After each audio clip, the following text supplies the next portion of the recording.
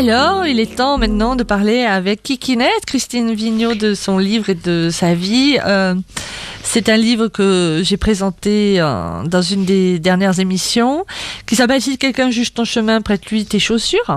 Alors j'ai rencontré Kikinette par hasard, elle est présentée son livre et je suis passée devant elle sans rien voir et puis quelque chose a attiré mon attention, certainement l'image de ton livre d'ailleurs. C'est possible. Parce que d'un coup je me suis dit qu'est-ce que c'est, de quoi ça parle. C'est absolument génial d'ailleurs. Hein, oui. Qui peut porter à confusion d'ailleurs au départ, donc j'ai été attirée et puis voilà, nous avons discuté et c'était une belle rencontre. Hein. Donc Christine, ce livre, j'ai envie de te dire pourquoi, comment et quand, pourquoi tu l'as écrit et comment t'en es arrivée à... Alors, ce livre remonte à depuis plusieurs années. J'écris depuis plus de 30 ans et il s'est trouvé qu'il y a eu un événement tragique dans ma vie. J'ai perdu mon frère, malheureusement. Et suite à ça, j'ai passé 6 mois à ne plus dormir du tout. Donc, j'ai essayé de faire de mes écrits un recueil de pensées sur les aléas de la vie et qui m'ont permis de sortir un peu, de surmonter et d'exprimer tout ce que j'avais en moi. Et en essayant de faire passer beaucoup d'humanité dans ce monde si compliqué. Bah, c'est quelque chose de réussi parce qu'il y a beaucoup d'amour. Moi, j'ai terminé de le lire hier soir d'ailleurs.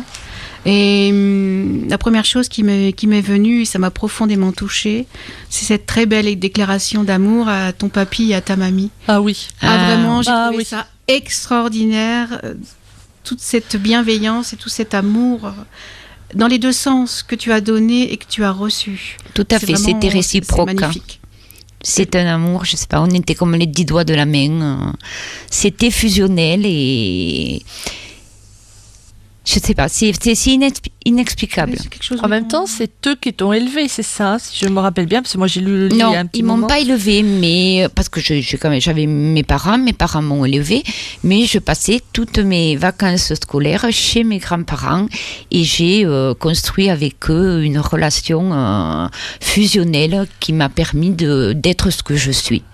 Oui, parce que ce que j'ai retenu de cet amour cette histoire avec tes grands-parents, c'est d'ailleurs en le lisant, je me disais, mais c'est eux qui l'ont construite. Alors non pas que tes parents t'ont pas construite, c'est pas ça, mais qui t'ont donné. Parce que ce livre pour moi est un hymne. Alors, on pourrait dire à l'amour, à la vie, mais je trouve que c'est un hymne à l'espoir. Tout à fait. Et je pense que tout part de. En tout cas, voilà, moi c'est comme ça que j'ai ressenti les choses. Tout part de la transmission de tes grands-parents. Ils t'ont transmis l'espoir, l'amour, le goût de la vie. Voilà. C'est tout à fait ça. Et puis tes valeurs aussi, les valeurs tout à fait ça. Qui sont en toi. Absolument. Tout à fait. C'est une relation particulière qui peut paraître démesurée, je le conçois, mais qui est telle qu'elle est et qui a fait de moi ce que je suis. Voilà, je pense oui, effectivement, que mes grands-parents m'ont transmis à travers eux toute l'humanité qui est en moi. C'est magnifique. Ouais. Quel plus bel héritage, j'ai envie de dire. C'est la plus grande des richesses. Ah oui, ça, je suis tout à fait d'accord avec toi. Voilà. Ce qui est aussi, moi, m'a beaucoup parlé, tu dis, et très respectueusement et tout en tendresse et en douceur les événements très douloureux de ta vie. C'est aussi un témoignage de la résilience que l'on peut ressentir et vivre. Ça, alors évidemment, ça n'enlève rien à ces moments pénibles, mais on en ressort. D'ailleurs, on en discutait toutes les deux en aparté tout à l'heure quand on s'est trouvés. On en ressort beaucoup plus fort et encore plus grandi de ces expériences-là, parce qu'elles nous nourrissent et elles nous réconcilient aussi avec la vie. Tout à nous fait. réconforte aussi. Il n'y a pas de hasard et c'est vrai que toutes les difficultés qu'on peut avoir dans la vie nous apprennent quelque chose et font de nous ce que nous sommes. Alors je vais rebondir Christine et merci parce que le petit morceau que j'ai choisi de lire de ton livre s'appelle Le hasard. Ah, Le comme hasard, par hasard. D'ailleurs le hasard qui pour moi j'en suis persuadée n'existe absolument pas. Je suis bien d'accord avec vous deux. Alors je lis un petit extrait du livre Si quelqu'un juge ton chemin, prête-lui tes chaussures. Le hasard.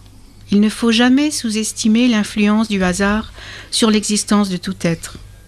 Se trouver à un certain endroit, à une certaine date, à une certaine heure peut bouleverser la trajectoire d'un individu. La valeur des choses ne réside pas dans la durée, mais dans l'intensité où elles arrivent. C'est pour cela, je le redis, qu'il existe des moments inoubliables, des choses inexplicables et des personnes incomparables. J'aime les gens qui, sans s'en rendre compte, améliorent votre vie pour une année, un mois, un jour ou même une minute. La bienveillance est un échange avec les autres motivé par un élan de cœur réciproque. Ne vous refusez pas d'être heureux, car le soleil levant ne nous trouve jamais là, où le soleil couchant nous a laissés. Prenez soin de vous. 3 petits points. Merci beaucoup, c'est absolument magnifique. Continue d'écrire, hein, j'ai envie de dire, continue de faire des insomnies parce que... Mais, oh non, Non, je te souhaite le meilleur soleil du monde, Christine. C'est absolument merveilleux. non, mais je vous rassure, je continue d'écrire et je suis en train de commencer un deuxième livre qui sera totalement différent. Ah, génial. Qui sera totalement différent. Ce sera plus un recueil de pensées, mais ce sera sous forme de roman. Et bon, je vais juste vous dire qu'il aura trait aux 7 péchés capitaux. Oh, génial. Oh, bah ça, tu vois. Bah tiens. Voilà. On va le lire. Ça, je vais tu dire. nous réserves l'exclusivité. Exactement. Si vous voulez, il n'y a pas de souci. Ah bah, franchement, et on remet ça. Et puis, je voudrais lancer un clin d'œil à l'artiste peintre de Cransac, Lydie Grandrock, qui m'a gentiment proposé de me faire la couverture de ce livre. Et je la remercie infiniment parce que c'est vraiment exceptionnel.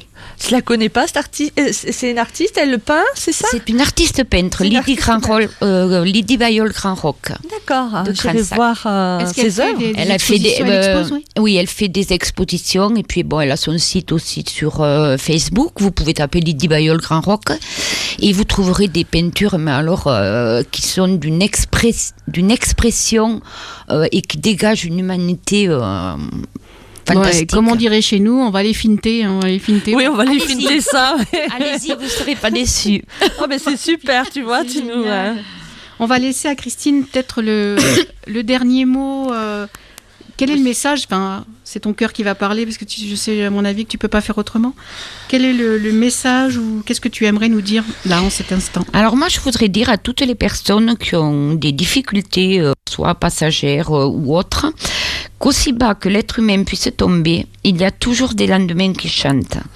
Et je reste convaincue qu'un mélange subtil des idées de chacun pourrait faire fleurir un peu plus d'humanité. Car le soutien fleurit parfois là où on ne l'attend pas et fait germer les fruits sucrés de l'amitié. Oh, c'est beau. Merci. Voilà. Je pense, et pour pas, je pense que vous penserez la même chose, qu'une nouvelle amitié entre nous 3 commence aujourd'hui. Oui. J'en suis convaincue. Moi aussi, absolument. Moi aussi.